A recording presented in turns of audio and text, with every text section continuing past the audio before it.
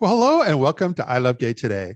And this is a special edition of ILoveGay Today. We were recently in India, and this is what we're doing is called Voices of India, and we're bringing some of the various voices of LGBT leaders in pride and business and activism, and we're bringing those to the forefront into this special edition. And we are here with Suresh Ramdas. How are you? Hey, Matt, I'm super excited. Thank you so much. I'm doing good. Yes, it's great to have you here. I wasn't able to meet with you in person because I did not make it to Bengaluru in India, but but you're there, and you've been kind of taking this leadership role when it comes to in the corporate world. And right now, you're the title I see, Learning and Talent Development Manager at Publicis Sapient. But yeah, tell us a little bit Right. about your world, and because I know before that you were at HP. Yeah, like you said, I have pretty much been in the corporate world right from start, and it has been an exciting journey. And I've just been in the learning and development space. So facilitation is something that I really enjoy, and simple as just standing on the podium and making sure everybody listens to what I'm saying. And speaking of the podium, before we come back to this, you are also part of Rainbow Toastmasters, so I'm sure like Yes. that's a huge part. I know the Rainbow Toastmasters in the U.S. I didn't realize they were global as well.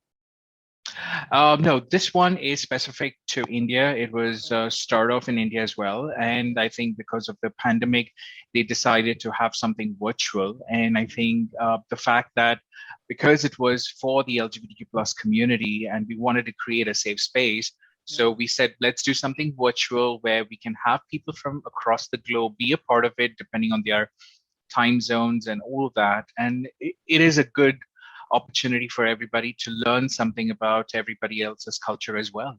Yeah. But that's the whole thing is that when with Rainbow Toastmasters and so forth, you're in the corporate world, but you've really kind of taken a lead, not only diversity inclusion, but LGBTQ issues and so forth. And that's commendable in this day and age.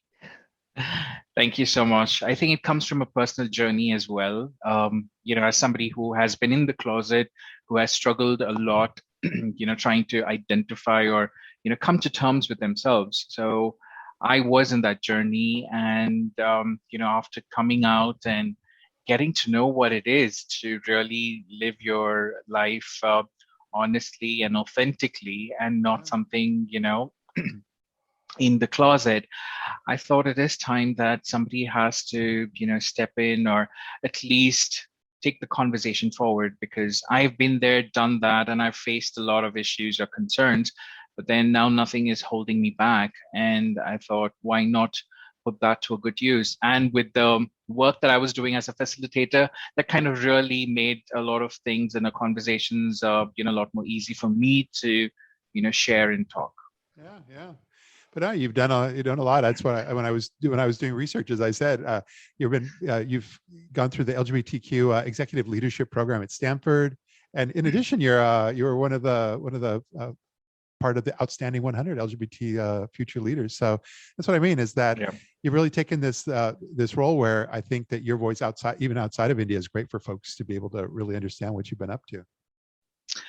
Well, I think it's anything that comes out of passion and with honesty and the intent also to do good for somebody else. I think these accolades are going to only add value to the work that I'm doing for the others, right? So for me, it is all about that. I am representing and I'm getting some sort of recognition from others, but I think it's mostly for the community people. I'm just being one of those faces where I'm able to take all the issues forefront. So very humbled about that. I can see that, but humbled to a point, because then you're in this corporate world and you're very much in the forefront, and then also you're Mr. Gay India 2019. Well, I keep getting asked that question everywhere, Matt. So, how come into something from a corporate space to, something like pageantry event sort of. But for me, I think it was all about breaking a lot of stereotypes. At the age of 37 is when I entered the competition. And, I wanted to break that stereotype that you can achieve a lot of things at any age that you really want. And, from a perspective of corporate, because a lot of corporates are really not looked into this. And also I want to bring in the the color aspect, because again, somebody who's dark is really not into this sort of field in India, especially, and from South, so a lot of trying to break a lot of stereotypes. But I think more importantly is how can I take this, opportunity or platform to really talk more, about the LGBTQ plus issues and a lot many more. So I said, you know what? I feel amazing. I'm feeling confident.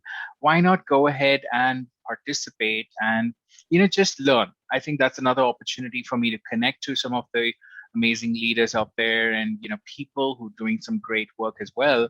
So I would get to learn and I would get to interact with the other contestants and be a part of a different city, and something that I can really write about. I love that. Well, I really look forward to my next trip over to India, where hopefully I'll explore more in your area and be able to meet in the real world. Yes, definitely. Yeah. But no, thank you so much for taking a few moments of your time and just kind of sharing your story. And like I said, look forward to connecting soon. Same here, Matt. And until then, to everybody else out there, stay safe, be happy, and spread joy. That's all I would say. Well said. Thanks Thank again. you. So good.